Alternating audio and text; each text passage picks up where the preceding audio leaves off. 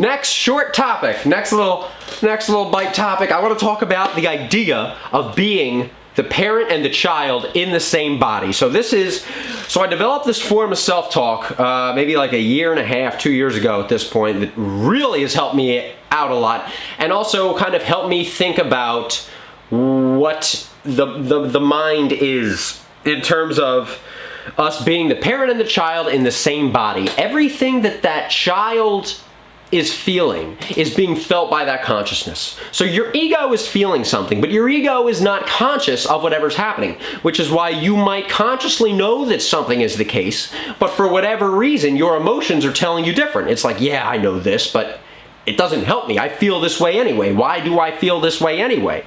And I feel like that is because that the feeling of that child is resonating up to the consciousness, to the parent. And again, I developed this form of self-talk where I started to speak to myself outside of myself, or I'd kind of remove myself from the equation and I would talk to the ego.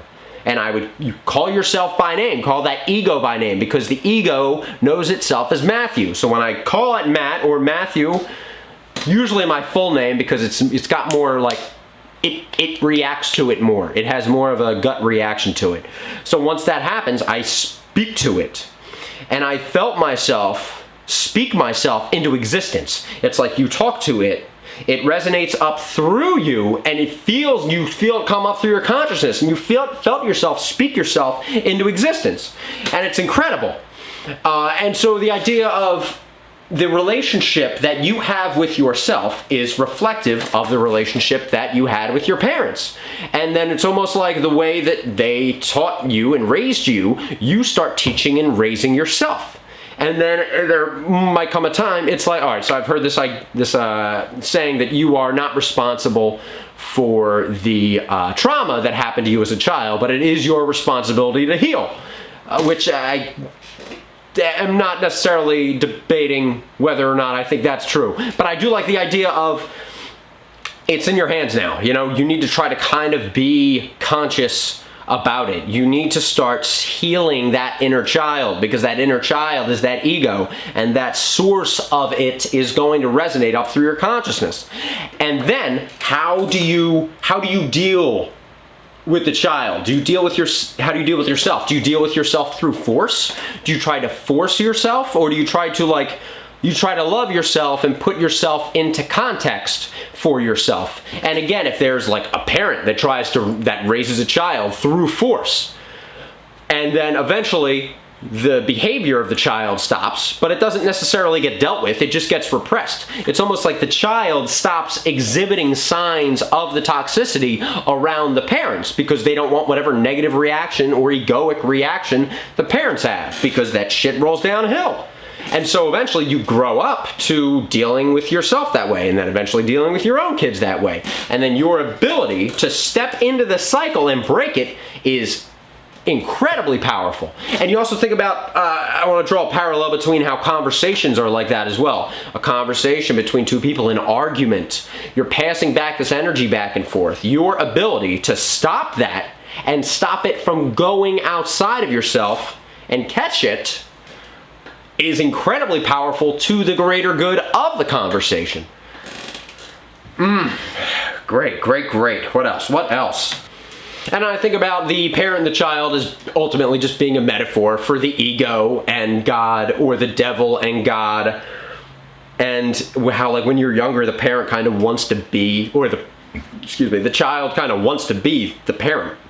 The child looks up to the parent. And I guess depending on, that can go anyway though. That gets complicated.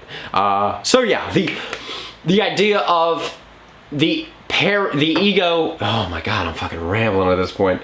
The idea of the child wanting to be the parent, wanting to take that responsibility, wanting to do those things, and then maybe getting the power and realizing this is not as easy as I thought it was, and then feeling overwhelmed, and then looking to some higher thing, which is why people kind of go to religion, because they're always looking to that God, that ultimate parent figure, that source energy.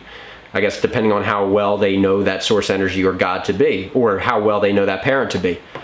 And then that, God, religion's nuts too. I'll get around to that also. Oh, where else? Where else with this? Okay, here we go. Keep it together, Matthew. We're doing good. There we go. Did it again. I just talked to myself again. My slip up there just became this great crackerjack shit content. So yes, you remind yourself that you are doing fine. In the same way that you affirm the child. But you do it consciously. It's not like you're afraid to hurt the child's feelings, so you're undercritical. You're just like, listen, it's nothing personal. Because a child doesn't really know that nothing is personal, because the ego in that child is developed to keep it alive, to keep it maintaining and carrying on itself and the energy of life.